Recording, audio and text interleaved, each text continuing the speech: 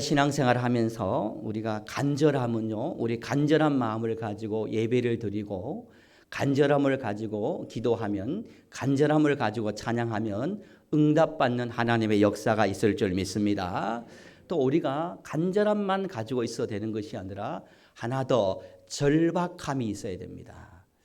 절박함은 우리에게 어떤 신앙의 유익을 주냐면요, 절박함을 가지고 있으면 믿음이 커지는, 믿음이 자라는 하나님의 역사가 있는 것입니다. 한쪽에는 간절함, 한쪽엔 절박함, 절박함과 간절함을 가지고 있을 때 응답 갖고 우리의 모든 심령이, 믿음이 점점 자라는 그런 역사가 있는 거예요. 그래서 우리 성도님들이 어떤 상황 가운데서도 항상 절박함과 간절함을 가지고 믿음을 키우고 응답받는 저와 여러분이 되기를 주님의 이름으로 축복합니다. 오늘은 고난주일이고 다음 주일은 부활주일입니다.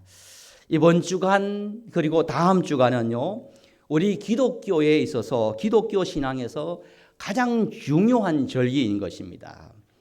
고난주일이 없다, 그리고 부활주일이 없다 이러면요, 우리 기독교가 존재할 이유가 없고 존재할 목적이 없을 만큼 우리 그리스도인들에게, 우리 기독교에 있어서 고난주일과 부활주일은 두 축은 너무나 중요한 절기인 것입니다.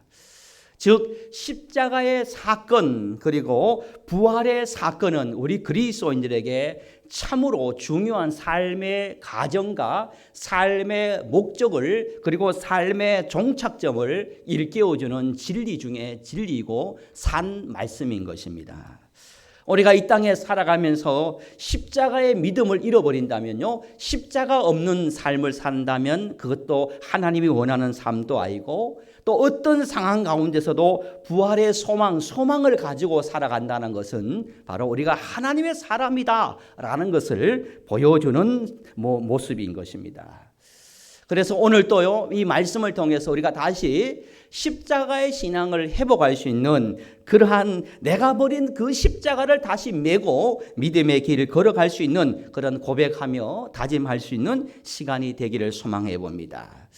저는요, 경북 안동이 와룡이 저의 고향인데요, 그때는 군민학교 그랬습니다. 군민학교 시절에, 초등학교 시절에 정말 싫었던 두 개의 십자가가 있습니다. 다른 친구들은 안 그런데 왜 저에게만 부모님이 이 두 가지 십자가를 주셨는지, 이 두 가지 십자가, 그때 그 시절 그 어린 마음에는 너무너무 싫었어요. 그 십자가만 없었다면 너무너무 좋을 텐데 라는 그런 마음을 가지고 초등학교 시절을 보낸 적이 있습니다. 첫 번째 십자가는요, 학교를 마치면 무조건 속골 한 푸대를 해야 되는 겁니다. 속골 아니죠?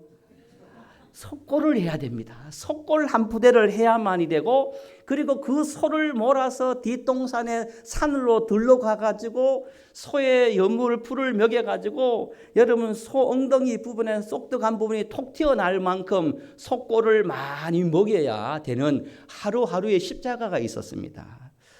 그때는 그게 왜 그렇게 싫었는지 몰라요. 속골하고 소를 먹이는 게 싫어서 공부도 못하지만 공부해야 된다는 핑계로 학교에서 머물러 있다가 집에 와서 혼난 적이 한두 번이 아닌 것입니다. 두 번째 십자가는 어떤 십자가였냐면요, 농사철이 되면요, 형들도 누나도 부모님도요, 아침 일찍 가서 밤 늦게까지 일을 하고 돌아오십니다. 그러면 가장 어린 막내는 무엇을 해야 되냐면, 들에 일을 하지 못하니까 막내에게는 항상 하는 것이 있었습니다. 그 어린 손으로 뭘 하겠나 싶었지만, 그러나 부모님은 저에게 항상 밥을 해 놓는 것을 말씀하셨습니다. 형들 누나는 들에 일하니까 너는 밥을 꼭 해라 라는 것입니다. 제가요, 밥 하나는 기똥차게 잘합니다. 밥 걱정하지 마세요. 그때 오늘을 위해서 그때 부모님께서 그 밥 하는 십자가를 저에게 주셔가지고, 그때 밥 하나는 기똥차게 잘해서 아직까지 밥 하나는 기똥차게 잘합니다.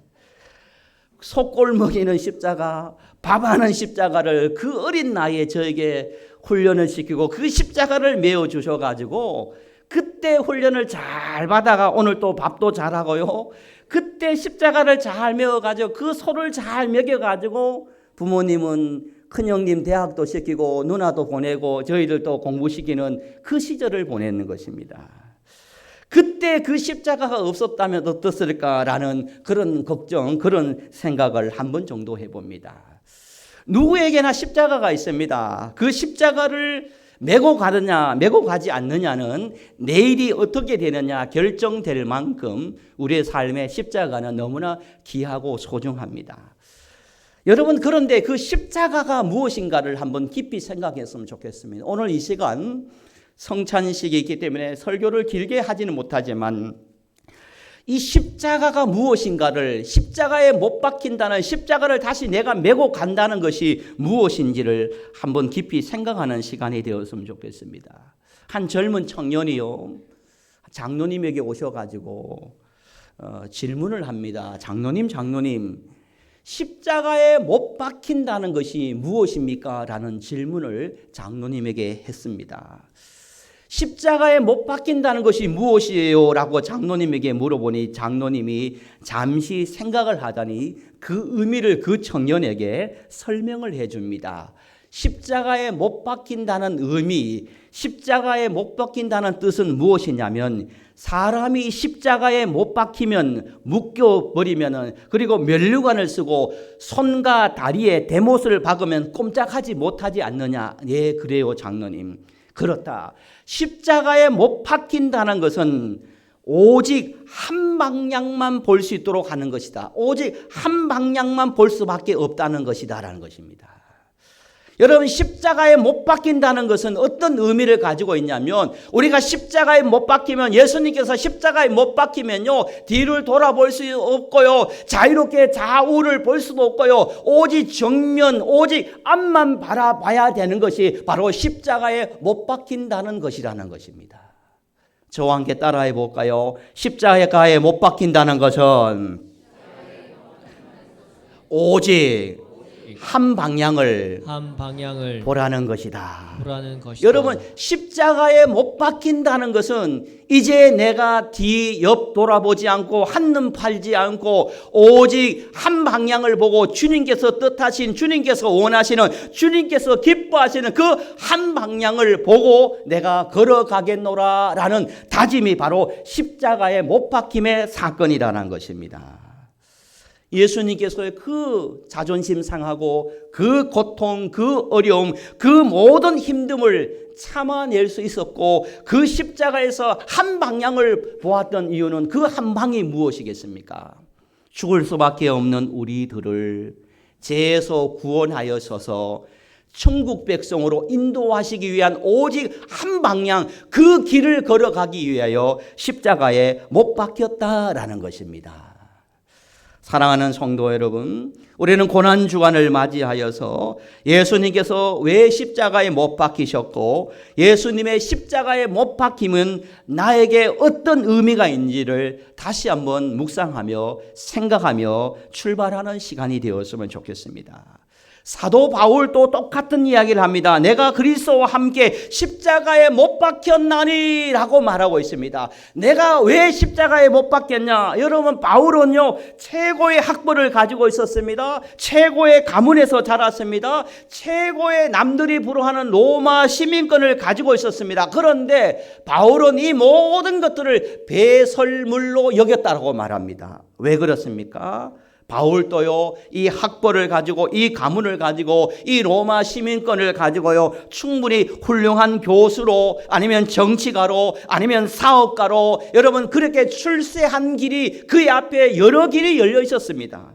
마음만 먹으면 훌륭한 교수도 될 수 있었고, 훌륭한 정치가도 될 수 있었고, 훌륭한 사업가도 될 수 있었고, 여러 길이 바울 앞에 있었다는 것입니다. 그러나 바울은요, 내가 그리스도와 함께 십자가에 못 박혔다라는 이 말을 하면서 나는 이 모든 것들을 배설물로 여기고, 하나님께서, 예수님께서 나를 부르신 복음의 사명을 끝까지 감당하기 위해서 복음의 한 길을, 한 방향을 위해 걸어가겠노라 라고 하면서 모든 것들을 배설물로 여긴, 나는 죽었다, 나는 십자가에 못 박혔노라 고백했던 그 사도 바울의 고백이 바로 우리의 고백이 되고 여러분의 고백이 되기를 주님의 이름으로 간절히 축복합니다.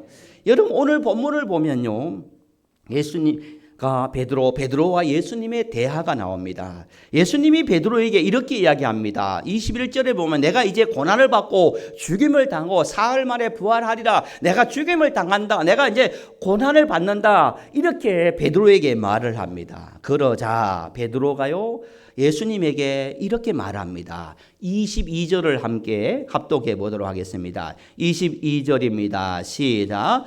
베드로가 예수를 붙들고 항변하여 이르되 주여 그리 마옵소서 이 일이 결코 죽게 미치지 아니하리라. 할렐루야.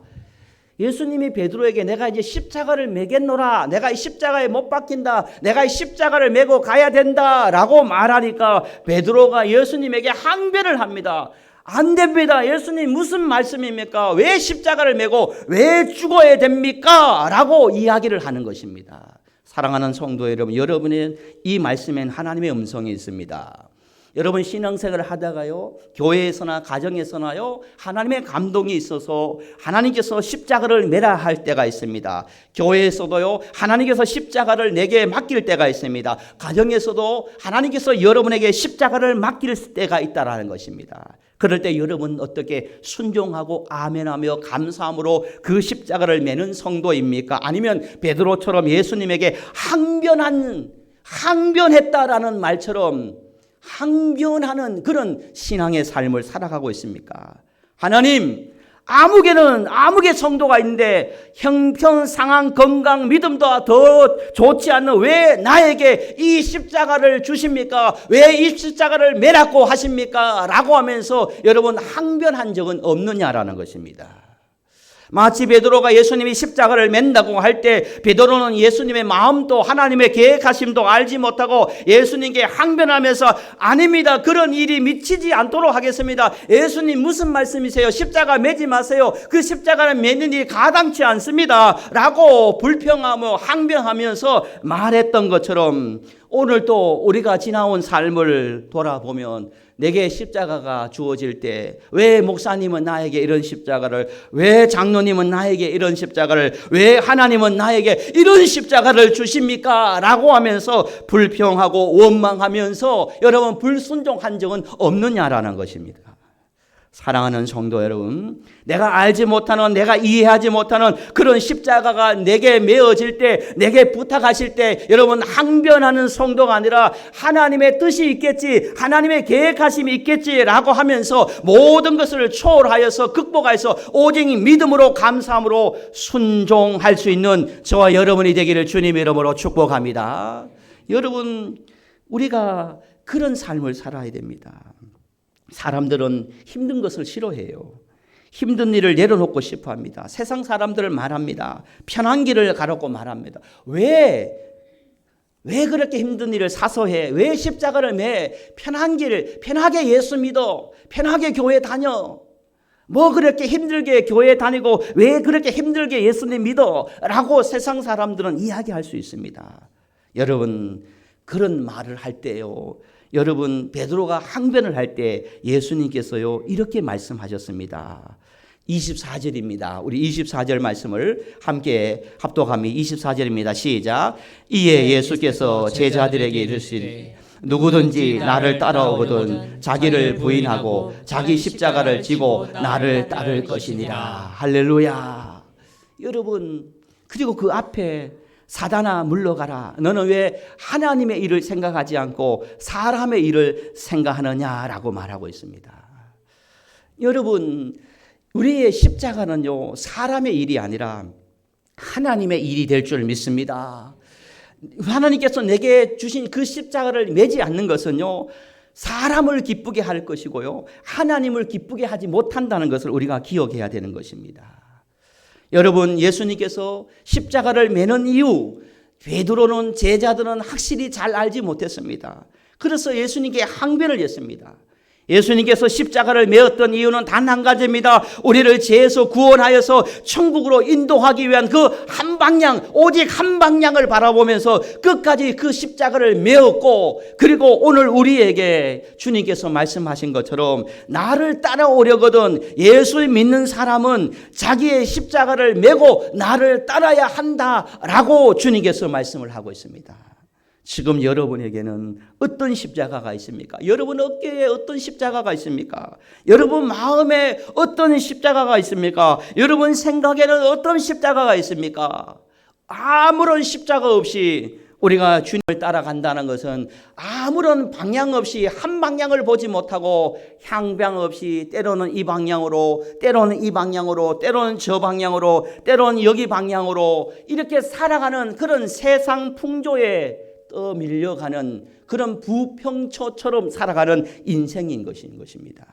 하나님은 오늘 저와 여러분에게 예수님께서 그 십자가를 메고 오직 구원이라는 한 방향을 보며 걸어간 것처럼 오늘 또 우리가 십자가를 다시 맨다는 것은, 우리가 십자가 앞에 선다는 것은, 우리가 십자가를 다시 메고 주님을 따라간다는 것은 이제 내가 다시 한 방향을 보고 걸어가겠습니다 라는 그런 영적인 목표라는 것을 기억하며, 내가 십자가가 없다면, 내게 십자가가 없다면 나는 지금 한 방향으로 걸어오지 못했다는 것을 회개하고, 이제는 교회와 가정에서 다시 내게 주신 그 십자가를 메고 그 십자가 한 방향을 바라보며 걸어갈 때 거기에 은혜도 있고 치유도 있고 회복도 있고 역사도 있고 구원의 기쁨도 있고 은혜가 있을 줄 믿습니다. 사랑하는 성도 여러분, 다시 여러분 교회와 가정에서 감사의 십자가를 메시기를 바랍니다. 겸손의 십자가를 다시 메시기를 바랍니다. 섬김의 십자가를